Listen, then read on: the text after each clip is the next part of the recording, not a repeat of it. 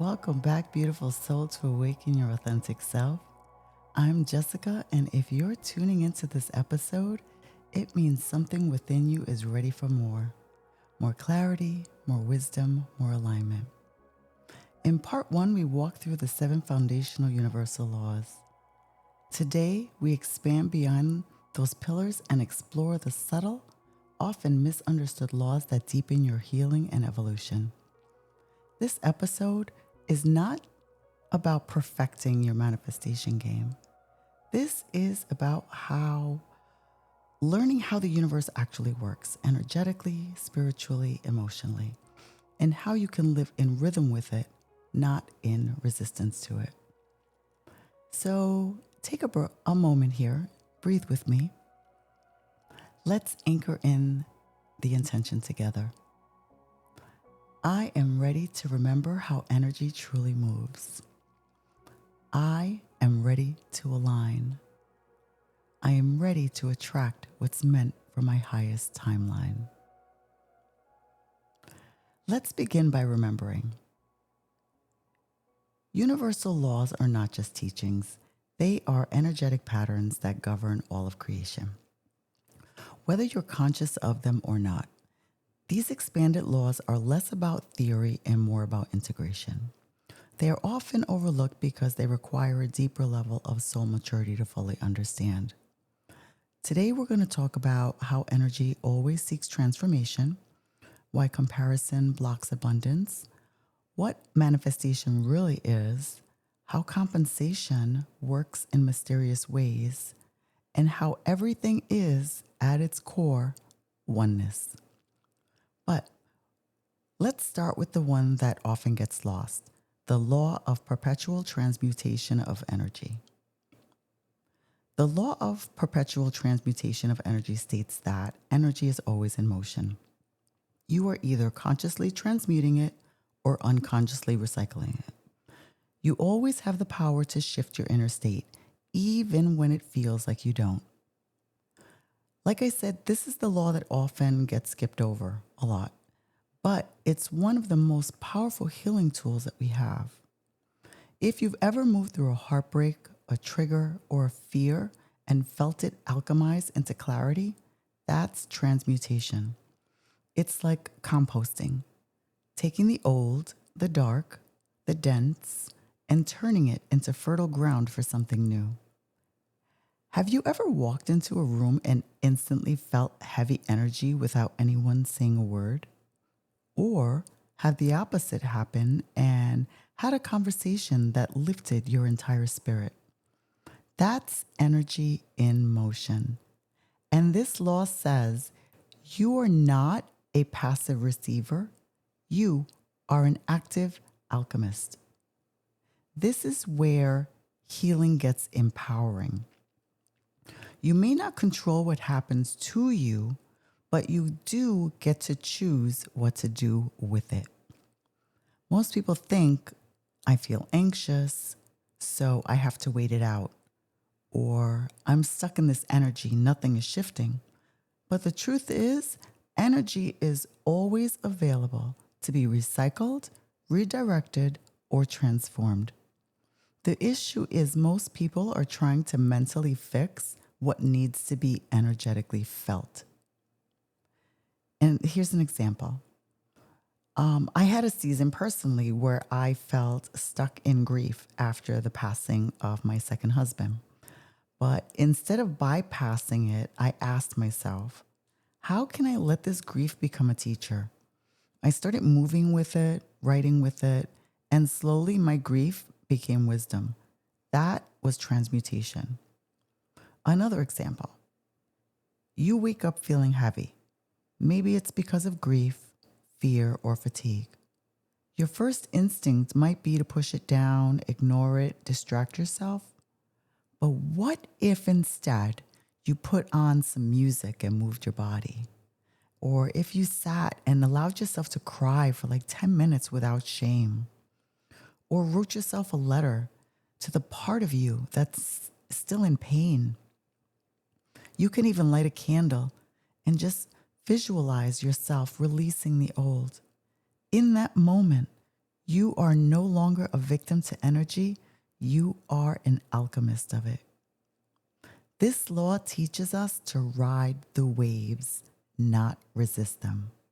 Stop asking yourself, how do I fix this? And start asking, how do I let this energy evolve? Instead of asking, why do I still feel this way? Ask, what is the emotion trying to evolve into? Because every emotion carries a message and a direction. Fear often wants to evolve into courage. Grief wants to evolve into surrender. Anger wants to evolve into boundaries. If you give your energy permission to move, it will. Next is the law of relativity. You've heard it before, everything is relative. This means your challenges are only big or small based on the lens you use to view them with. All circumstances are neutral. It's only your perspective, comparison, and perception that defines them. Let's unpack this. This is the law of perspective. It reminds you that your story, your pain, your timeline is exactly that, yours. And when we compare it to someone else's, we lose the sacredness of our own process. This law is a deep invitation to honor your personal path without comparison. It reminds us that no one's journey is the same and no experience is objectively good or bad. It's all contextual. Here's the challenge with this law. In a world where we scroll and see everyone's highlight reels, it's very easy to spiral into, why am I not further along? Or they healed so quickly, what's wrong with me? Or maybe I'm behind. But this law says you are not behind, you are on your exact soul timeline. The problem is not the pace, but the perception. Here's a little reframe exercise. Let's say you just lost your job. Instead of seeing it as a punishment, what if it's an initiation? Instead of saying I'm failing, ask, what is this making space for? The job might be gone, but now you have room to realign with your purpose. You're being redirected to your true calling, and you get to reimagine success through your soul's lens. Here's an example of misusing this law. Have you ever said, I shouldn't feel this way? Other people have it worse. That is a violation of this law. It shuts down your own truth. Give your experience the dignity it deserves, whether it's a breakup, burnout, or a spiritual void. Your pain is valid without needing comparison. Pain becomes heavier when we compare it. But when we say, this is my experience, I don't need to justify it. I choose to find meaning in it. In that moment, we reclaim our power. Now for the law of attraction. The essence of this law is like attracts like. But here's the deeper truth. You don't attract what you want. You attract what you are. This law is so often misunderstood. It's been reduced to think positive or visualize the car. But attraction is not a surface level desire. It's energetic alignment. Let me be real with you. As much as I love affirmations, you could say affirmations every day till you're blue in the face, But if your nervous system doesn't feel safe receiving, if your subconscious is still carrying trauma, you will block the very thing you're trying to attract. That's why people will often come to me and say, but I journaled, I vision boarded. Yes, but what did you believe at the core? Manifestation isn't about manipulating the universe. It is about clearing the blocks that are distorting your signal. Here's what actually shifts attraction: clearing survival mode from the body, healing the scarcity at the root, reparenting your inner child, restoring your worthiness to receive, trusting divine timing and not over controlling the outcome. For example, let's say a woman wants to attract love. She affirms, she visualizes, and then she opens her dating apps. But her inner child believes, I am only lovable if I earn it. So what she does is she attracts people who mirror that, emotionally unavailable, or they come with conditional love. It's not until she rewires that belief that the energy will shift. So ask yourself, what am I attracting based on who I think I have to be? What could I attract if I remembered I'm already enough? Next is the law of compensation. The universe returns energy. Every act of love, integrity, or healing is compensated, often in unseen ways. Every act of energy, good or bad, is returned to you in divine proportion, timing, and form. Energy is currency. You're constantly making energetic investments in you.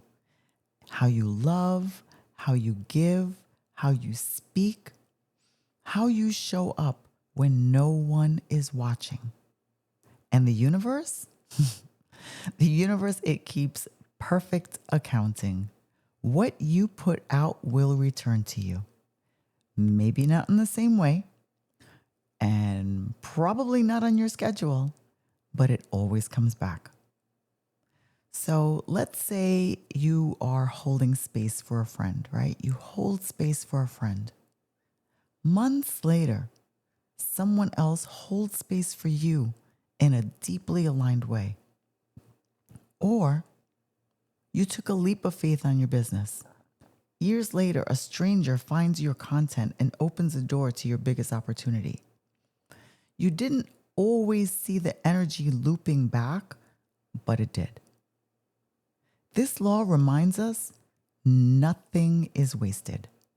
Even in the seasons that felt like failure, we were always planting seeds.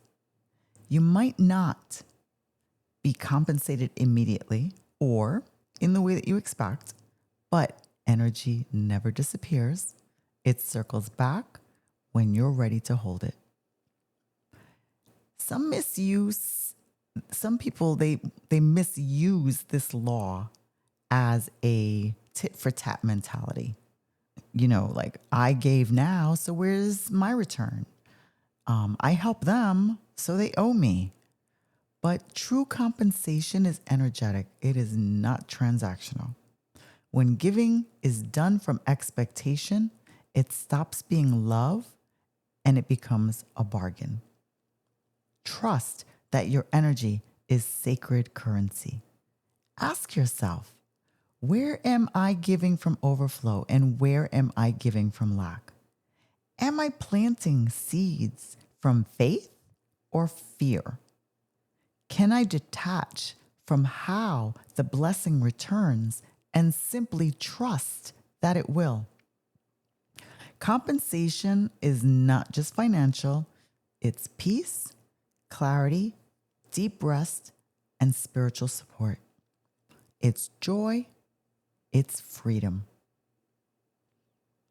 Lastly, is the Law of Divine Oneness, and it states everything is connected. All separation is an illusion. What you do to another, you do to yourself. This is the law that asks us to zoom out, to see that the person who triggered you, the challenge that tested you, the body that broke down, they are not other. They are part of your soul's mirror. This law is the sacred web of life. This is the law of universal compassion. It says, you are not alone, not ever. Every word, every thought, every vibration ripples through the collective. This law is radical compassion. When you see others as reflections, it becomes harder to judge. And when you see yourself as part of the whole, it becomes harder to abandon yourself. On a quantum level, we are all energy. When you heal yourself, you're healing the collective. When you judge another, you reinforce that same frequency within yourself. Here's some examples of this. Let's say you forgive your mother, not to excuse her, right?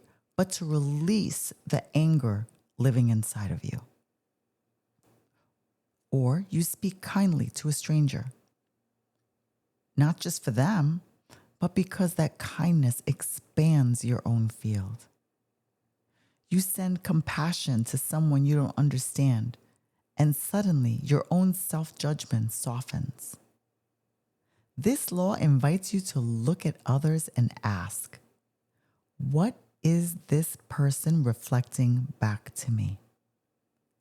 What part of me have I rejected that they are activating? How can I move from judgment into curiosity, from separation into connection? Practice this. The next time that you're triggered or annoyed by someone else's behavior, pause. Inhale and whisper, we are one. Exhale and ask, what part of me does this represent? How is this teaching me to come back to myself? What part of me is being invited into awareness right now? You will often find that their energy is a messenger, not a mistake. Divine oneness does not mean agreeing with everyone. It means recognizing that behind every mask, every wound, every wall is a soul just like you, doing their best. So this is something you can come back to if you don't have a journal or anything with you. This is just some embodiment practice and some journal prompts. You can ask yourself this. Where am I attracting from? Force rather than flow? What energy am I ready to transmute? Where have I been comparing my path to someone else's? What unseen way has the universe compensated me this month? What would my choices look like if I remembered I am part of the divine whole? Write, reflect, be honest. Then breathe into your body and release the judgment. So now let's pause. Let's come home. You've journeyed your way through the energetic architecture of this universe. Layer by layer, law by law, feeling, witnessing, awakening to the truth that everything in your life is responding to your vibration, your choices, your soul alignment. But before you return to your day, let's reground. Let's seal this work into your body. Let's breathe these codes into your bones. With your hands resting over your heart or your womb, repeat silently or aloud. I transmute with the law of perpetual transmutation of energy. I transform heaviness into healing. I alchemize pain into purpose.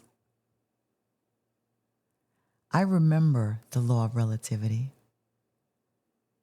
Nothing is good or bad until I judge it. I release comparison and come back to compassion. I attract with the law of attraction. I magnetize what mirrors my frequency. I am a magnet for miracles. I receive the law of compensation. All that I give in truth will return multiplied.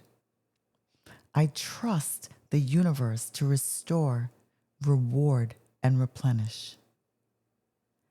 I unify with the law of divine oneness. I am not separate.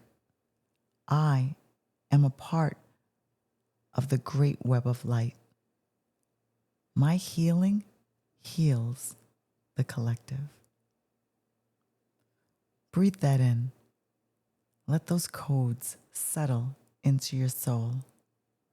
Let them become part of your breath, your heartbeat, your essence.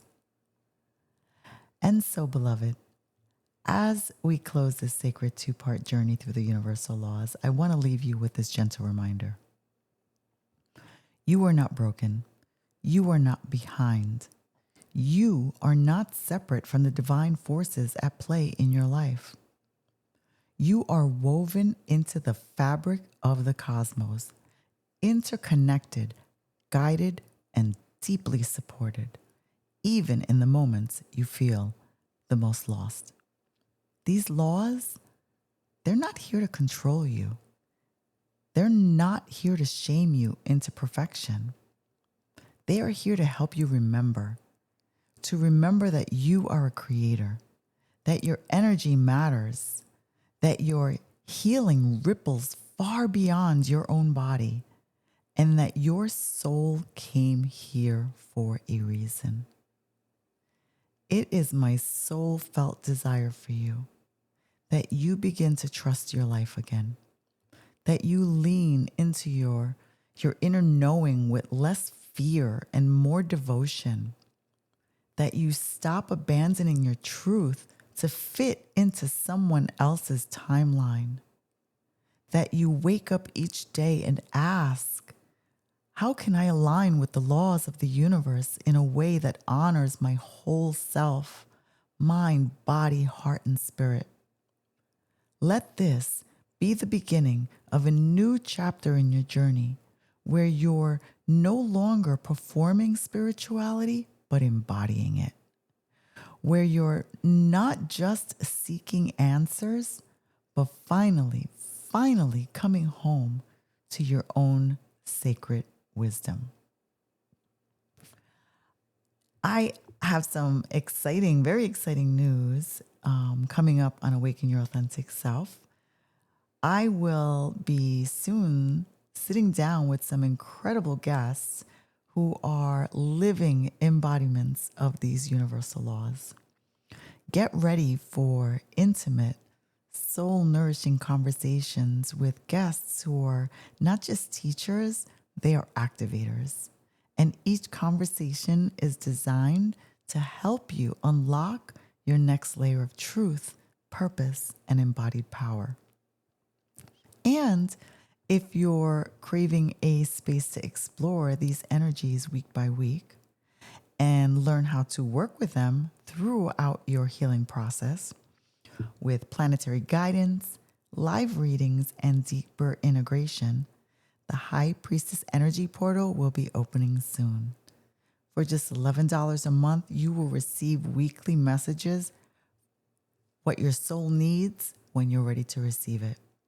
This private weekly healing podcast is your spiritual compass, designed to help you align with your truth, awaken your authentic self, and navigate life through the lens of soul.